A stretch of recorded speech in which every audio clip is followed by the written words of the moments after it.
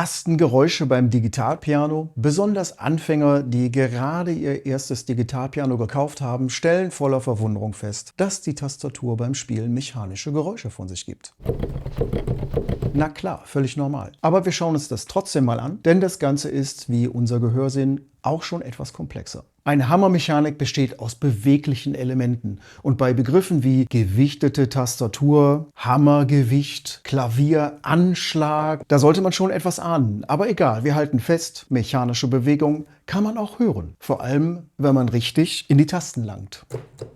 Dennoch gibt es Gründe, warum Klopfgeräusche und dergleichen bei elektronischen Instrumenten fremd wirken. Woran mag das liegen? Da sollte der Blick auf das akustische Klavier hilfreich sein. Anscheinend beschwert sich hier ja niemand über Tastengeräusche. Aber das heißt ja nicht, sie wären nicht da. Man muss sie nur hörbar machen.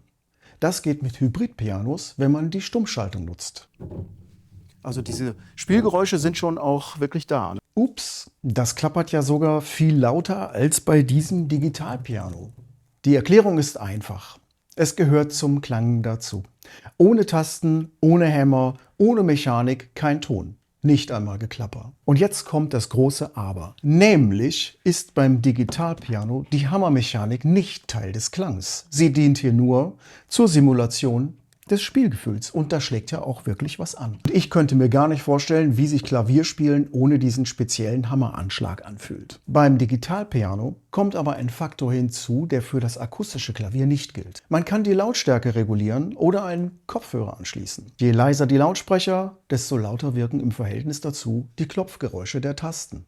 Denn die werden ja mit der Lautstärke nicht verändert. Spielen wir also bei Zimmerlautstärke,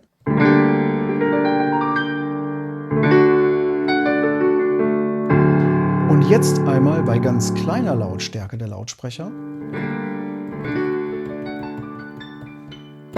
Ganz deutlich wird's, wenn man einen Kopfhörer anschließt. Die Anschlaggeräusche stören einen selber jetzt natürlich gar nicht mehr. Man geht nur anderen damit auf die Nerven. Ja, noch eins. Die Spielgeräusche fallen bei solchen Stage-Pianos durchaus eher ins Gewicht, da sie in einem sehr kompakten Gehäuse stecken. Klar, hier steht ja auch die Mobilität im Vordergrund. Daher sollte man sich überlegen, wie man die Dinger zu Hause aufstellt. Wenn du mehr dazu wissen möchtest, dann schau doch mal bei piano.de vorbei. Den Link findest du wie immer in der Bio. Bis zum nächsten Mal.